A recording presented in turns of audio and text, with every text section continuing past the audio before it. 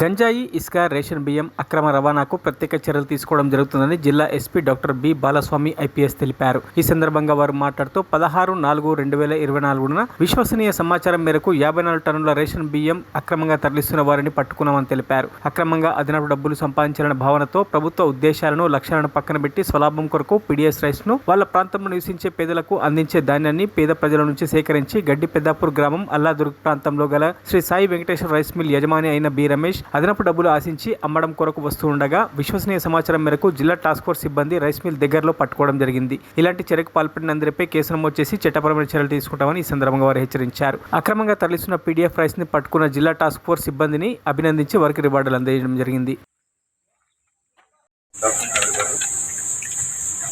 ఈరోజు early morning సమాచారం మేరకు అల్లాదుర్గ్ గడిపెద్దాపూర్ గ్రామంలో ఉన్నటువంటి శ్రీ సాయి వెంకటేశ్వర రైస్ మిల్ ముందు ఒక టీంని సర్చ్ అందులో క్వింటాల్ 10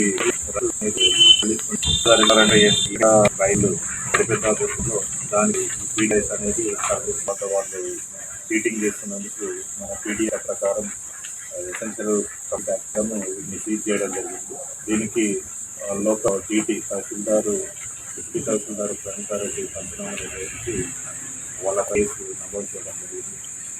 ఇట్లా అక్రమంగా ఎవరైనా కానీ పీడీఎస్ రైస్ని అది కొని అమ్మడము, రీసైక్లడం, మళ్ళీ గవర్నమెంట్ విక్రయించడం వంటి అసాంఘిక చట్ట ప్రకారము చర్యలు తీసుకోబడుతుందని